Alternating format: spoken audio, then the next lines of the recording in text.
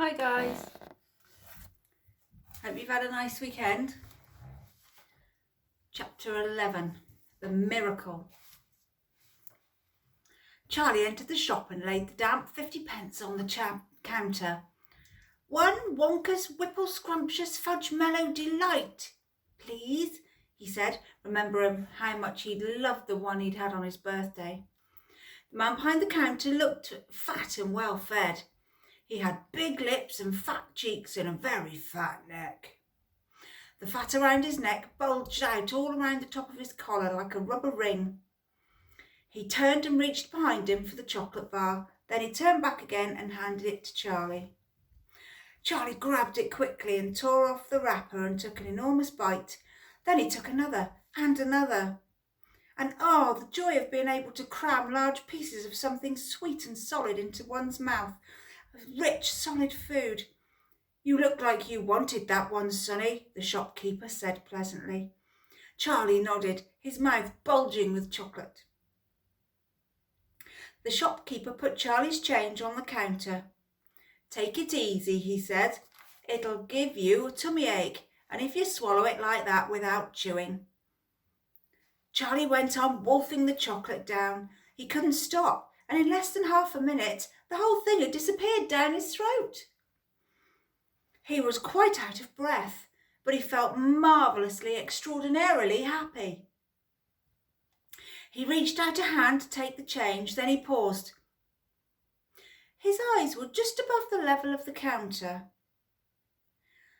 There, staring at the silver coins lying there. The coins were all 5-penny pieces. There were 9 of them altogether. Surely it wouldn't matter if he spent just one more.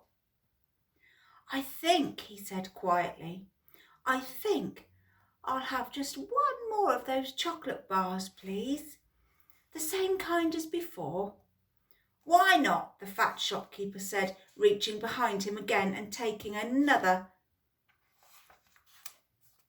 off the shelf.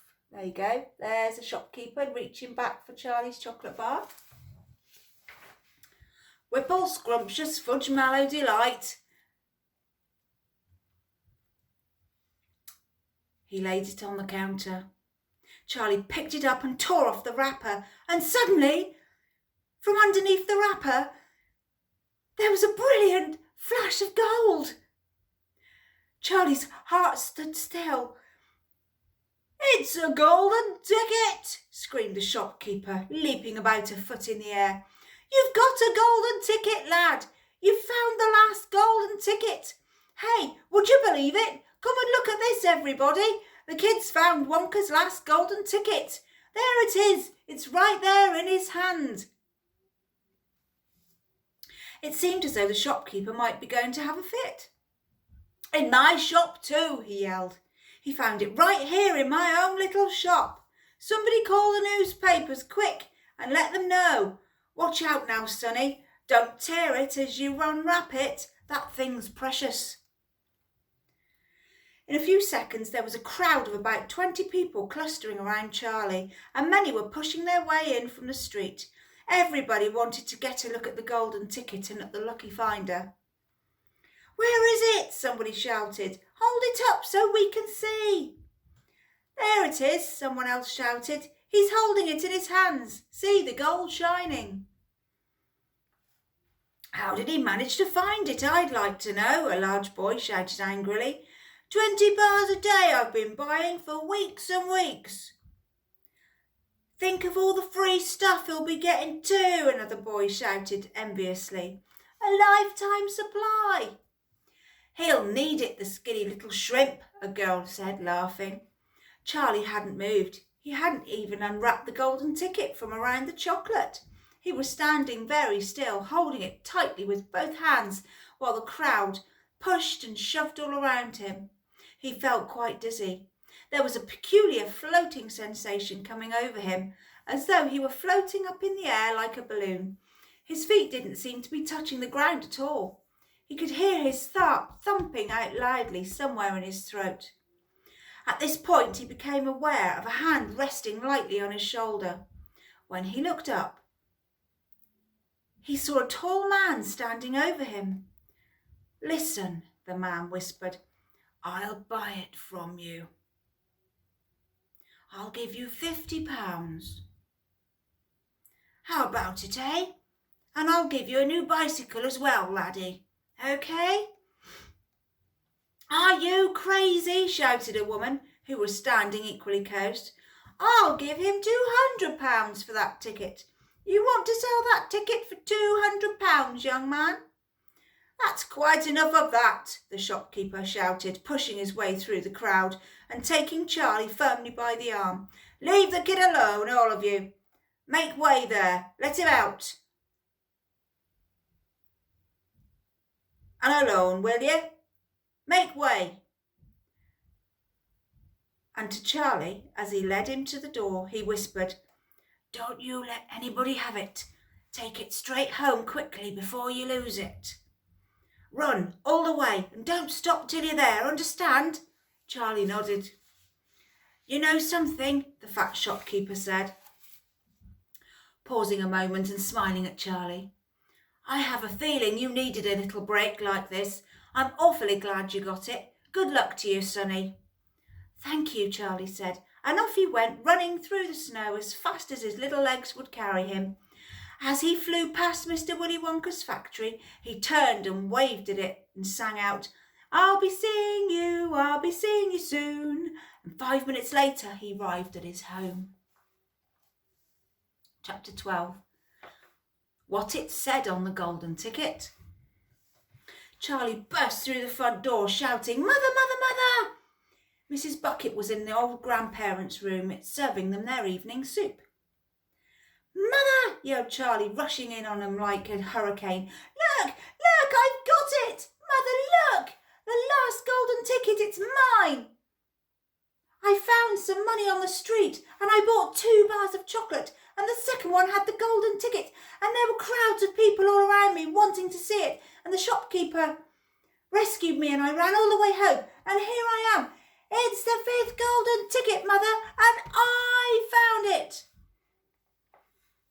Mrs. Bucket simply stood and stared, while the 4 old grandparents who were sitting up in bed, balancing bowls of soup on their laps, all dropped their spoons with a clatter and froze against their pillows. For about 10 seconds there was absolute silence in the room. Nobody dared to speak or move. It was a magic moment. Then, very softly, Grandpa Joe said, "You're pulling our legs, Charlie, aren't you? You're having a joke." "Oh, am I?" said Charlie, rushing up to the bed and holding out the large and beautiful golden ticket for him to see. Grandpa Joe leaned forward and took a close look, his nose almost touching. The others watched him, waiting for the verdict, and then, very slowly, with a slow and marvellous grin spreading all over his face, Grandpa Joe lifted his head and looked straight at Charlie. The colour was rushing to his cheeks and his eyes were wide open, shining with joy, and in the corner of each eye, right in the very centre, in the black pupil, a little spark of wild excitement was slowly dancing. Then the old man took a deep breath and suddenly, with no warning whatsoever, he threw up his arms and yelled, "Yippee!" And at the same time, his long, bony body rose up out of the bed and his bowl of soup went flying into the face of Grandma Josephine. And in one fantastic leap, this old fellow of 96 and a half, who hadn't been out of bed in 20 years, jumped onto the floor and started doing a dance of victory in his pyjamas. "Yippee, yippee, yippee!" he shouted. "3 cheers for Charlie! Hip, hip, hooray!" At this point, the door opened and Mr. Bucket walked into the room. He was cold and tired, and he looked it. All day long, he'd been shoveling snow in the streets. There you go, look. There's Grandpa Joe leaping up out of bed. His soup bowl went flying over Grandma Josephine. Oh dear, I bet that was a bit of a commotion, wasn't it?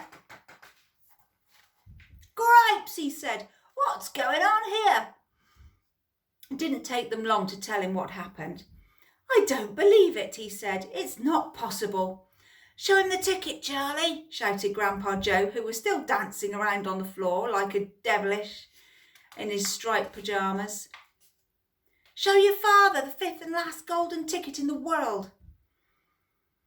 Let me see it, Charlie, Mr. Bucket said, collapsing into a chair and holding out his hand. Charlie came forward with the precious document.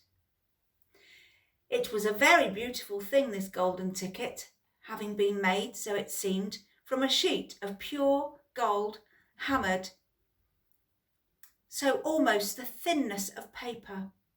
On one side of it, printed by some clever method in jet black letters, was the invitation itself from Mr. Wonka.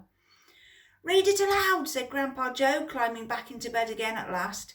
Let's all hear exactly what it says. Mr. Bucket held the golden ticket up close to his eyes. His hands were trembling slightly, and he seemed to be overcome by the whole business. He took several deep breaths. Then he cleared his throat and said, All right, I'll read it.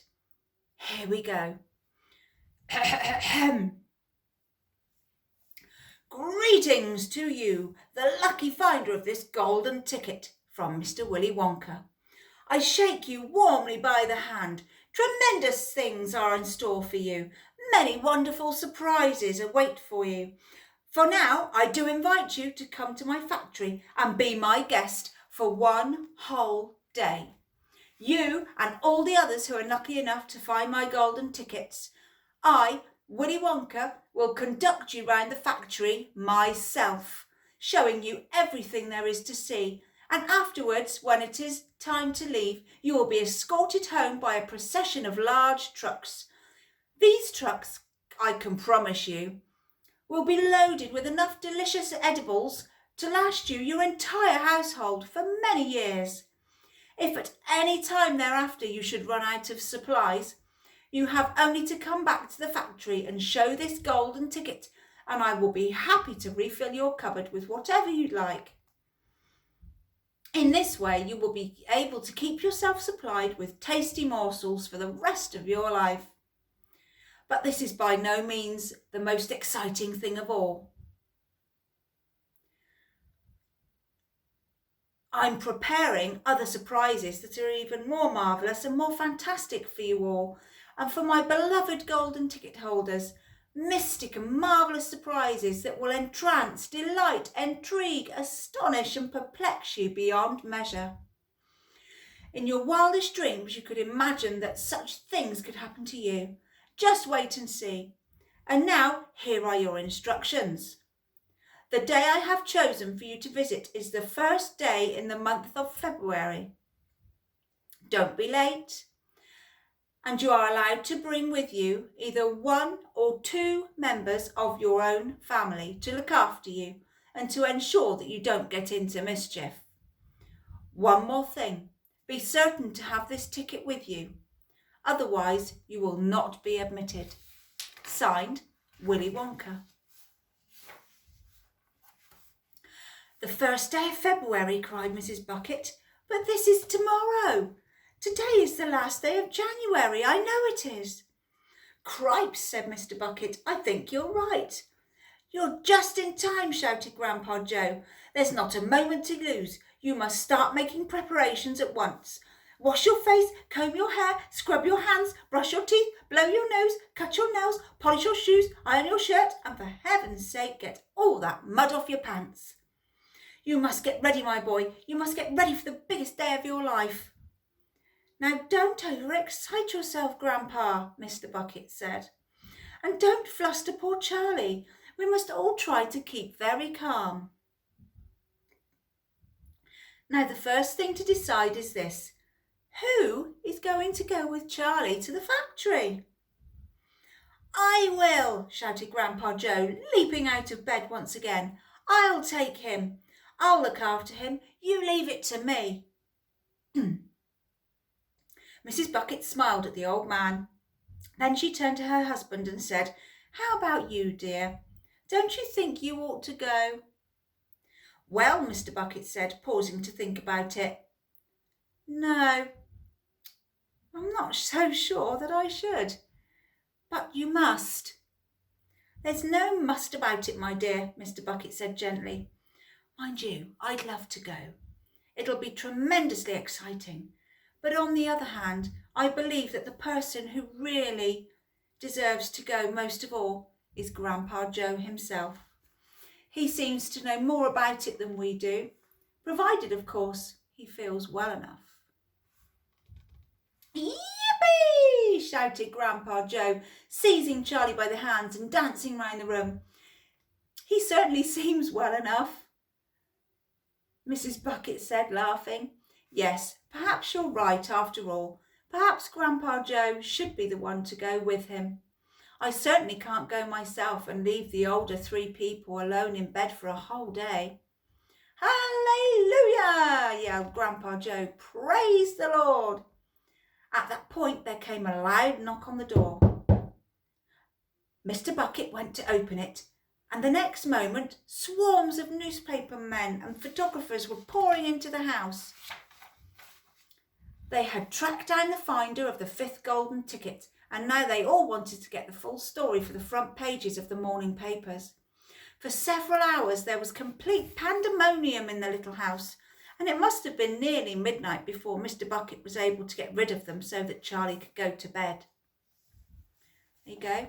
There's the picture of Mr. Bucket, Mrs. Bucket, Charlie and Grandpa Joe all deciding who should go into the factory. Next chapter tomorrow is called The Big Day Arrives. See you later.